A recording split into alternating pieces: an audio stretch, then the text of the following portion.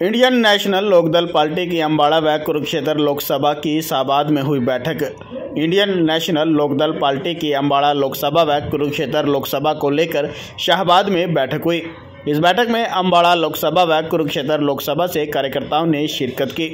वहीं इस बैठक में अम्बाड़ा व कुरुक्षेत्र लोकसभा से कार्यकर्ताओं ने दावेदारी भी पेश की है।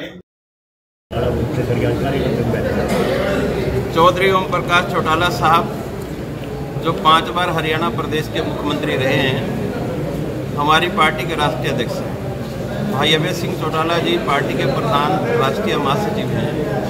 पिछले दिनों प्रदेश की बैठक हुई और उसमें एक फैसला लिया गया था कि लोकसभा चुनावों की 10 सीटों पर हम चुनाव लड़ेंगे।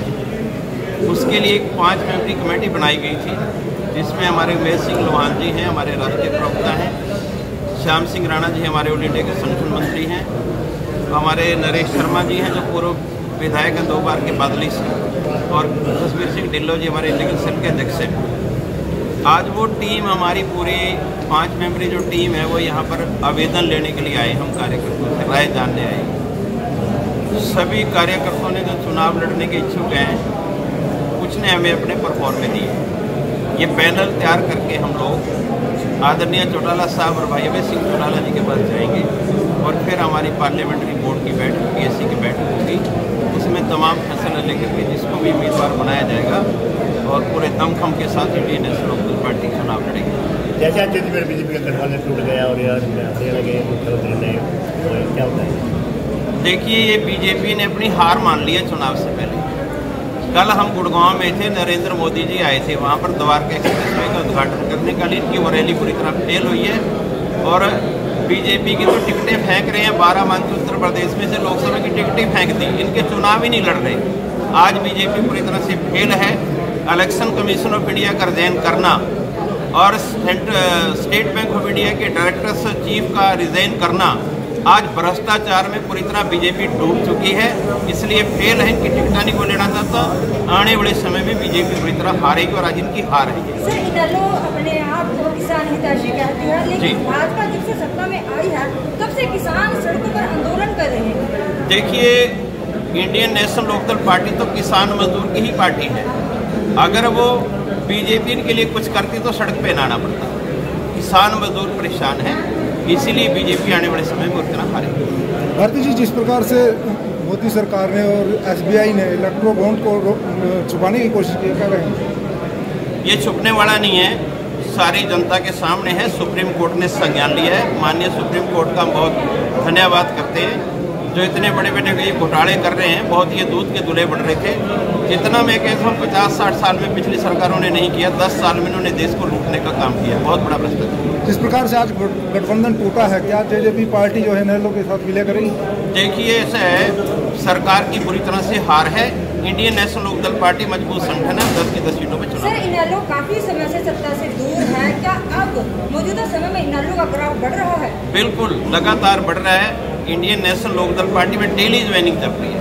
इंडियन नेशनल लोकदल पार्टी आज की डेट में अगर इस प्रदेश में इनेलो की सरकार बनती है तो क्या कुछ नया इनेलो लेकर आएगी प्रदेश की जनता? इंडियन नेशनल लोकदल पार्टी किसान, मजदूर, व्यापारी, कर्मचारी, प्रत्येक वर्ग का हम ध्यान रखेंगे। जाति धर्म से ऊपर उठ करके सभी लोगों को साथ लेकर के प्रदेश का विकास करेंगे।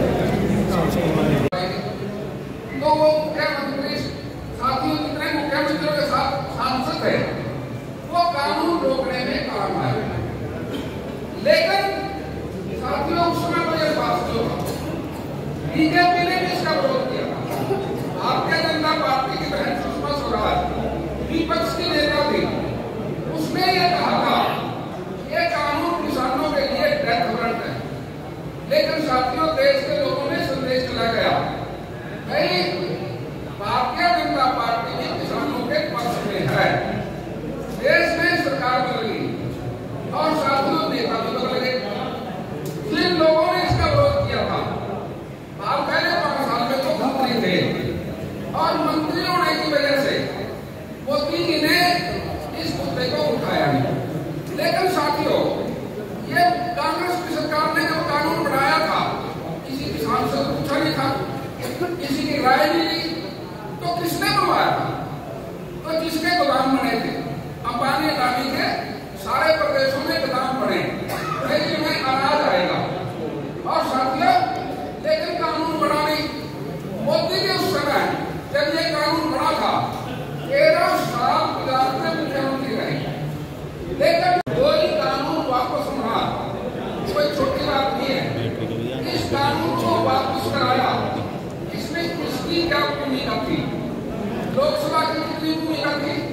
राज्यसभा की कितनी भूमिका थी, अब प्रदेश और देश के अंदर क्षेत्रीय दलों के नेताओं की क्या भूमिका थी।